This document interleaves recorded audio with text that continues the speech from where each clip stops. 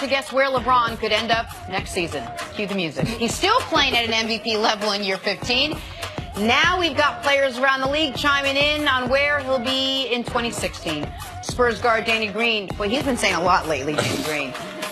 It says LeBron would fit in perfectly in San Antonio, while Blazers guard C.J. McCollum said that LeBron is heading to Philly, and that's a bigger possibility, that is, than most people think. Chris, what say you? Which team is the best fit for LeBron next season? Well, if you're talking about fit, I agree with C.J. McCollum, because the Philadelphia 76ers, you plug LeBron James as a small forward into that lineup right now, and they are the favorite next season to win a championship, because Ben Simmons is going to improve, Joel Embiid's going to improve. We assume Markelle Fultz will be able to make a shot at some point. Markelle Fultz has looked good. He took his first three-pointer, and that didn't look good. Okay, no, his jump shot, but he's looked like a competent player otherwise. He's got a great ability to probe the paint. Anyway, they keep getting better. But more importantly for LeBron, Philadelphia allows you to age gracefully. Because in Philadelphia, you could step into that team and be the alpha right away. But as he hits his mid to late 30s, and as those young guys start to improve, you can get Embiid taking over, Ben Simmons taking over. All these guys can become the alphas of that team,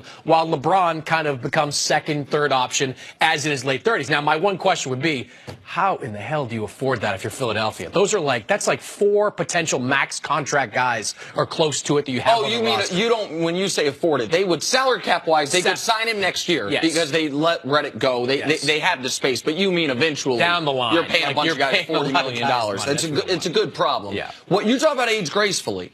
This is why when KD's decision was coming up, I was the one person saying, anyone think about Minnesota?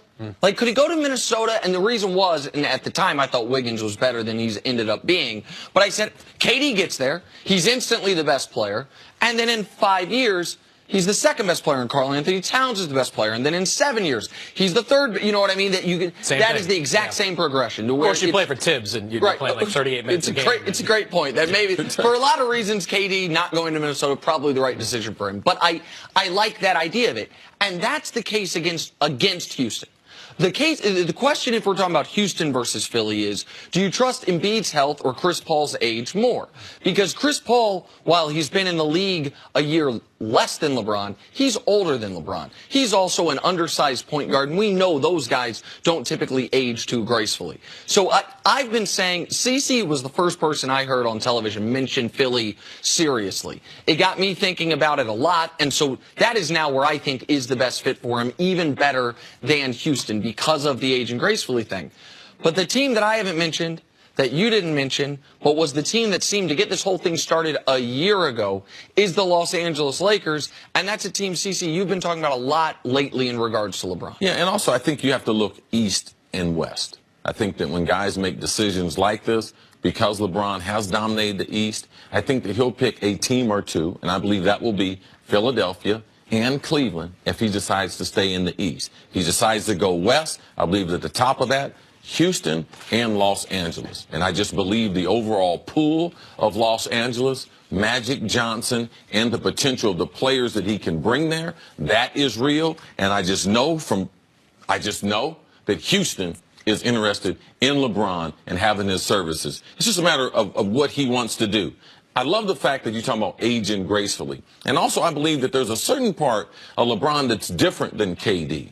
KD wants a laid-back atmosphere. He just wants to talk about basketball. I believe that LeBron, the mentoring part, this next part of his career, I believe is going to be very important. Now, he wants to play with good players, but his ability to be able to give that basketball knowledge to other good young players, I believe that's more attractive than maybe potentially playing with the Kawhi or someone like Paul George, playing with Joel Embiid, playing with Simmons, and the overall interaction that LeBron would have in the role in their life. I believe that's important to LeBron. I believe he'll look at something like that, Jenna, as he decides to make this next decision. Do you think conference or what side of the country matters at all to LeBron? Would he rather be the best player in a, we'll call it a weakened conference, or does he want to go out and be competitive in the next couple of years? LeBron makes no secret of his desire for a great legacy. Like, he's very open about that these days. Now, what's the one way he can burnish that legacy? It's to win championships. He's probably, best scenario, he probably adds another L to his finals resume this year. I mean, look, let's be real. He's got, like, no, I'm with you. Like,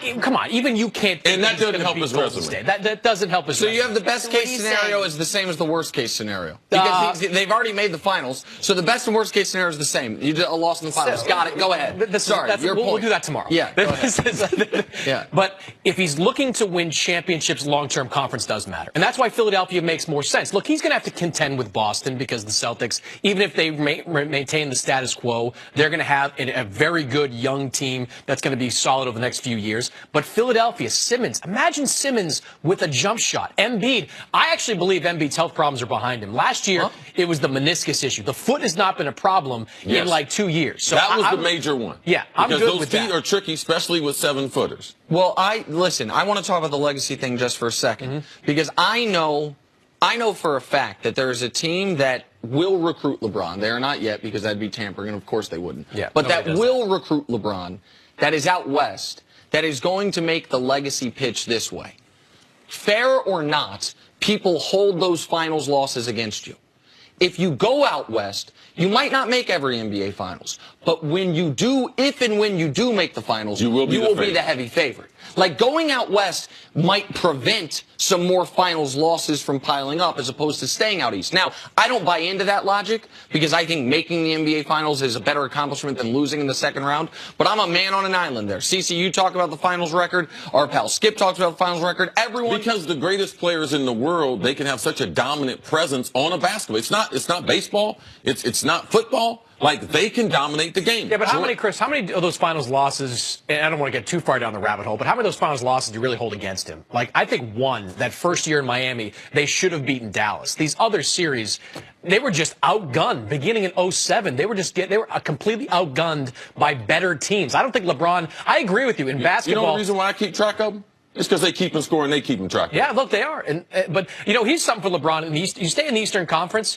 When was the last time? You have to go back to, like, the Russell Celtics when a guy could make the finals in, like, 10, 11 consecutive years. You make the finals this year in Cleveland. You go over to Philadelphia. You might be back in the finals again next year. You just keep those runs going. That's an accomplishment. Listen, it's not the same, but it's an accomplishment. You got to go back to the Russell Celtics for a guy doing it 5 straight times that's not LeBron James. Just one last point real quick. If LeBron's serious about playing until he's 40, if he were to go to Houston, he then probably has to change teams again at some point if he wants to keep competing for a championship. The Lakers or the Sixers are the 2 places where you theoretically would be his last. He's going to try to get on Jordan's corner. He's going to join the Wizards. Look, to bring it back, though, quickly to San Antonio and why I think they're in the mix here. And this was before the Kawhi stuff happened. This is this things might have changed as a result of this. But people in LeBron's orbit have often kind of told me that LeBron craves playing for a great coach. Yes. And he has not had that opportunity yet in his career. And Greg Popovich is the only great coach out there. Now, he's not going to play for Phil Jackson for many different reasons. Doc Rivers not quite on that level. And he's not playing Pop's for Brad Stevens. No, Pop's the guy. And the chance to play for Pop, I think that means something to LeBron James. Good conversation. Chris, thanks so much, as always, for joining us.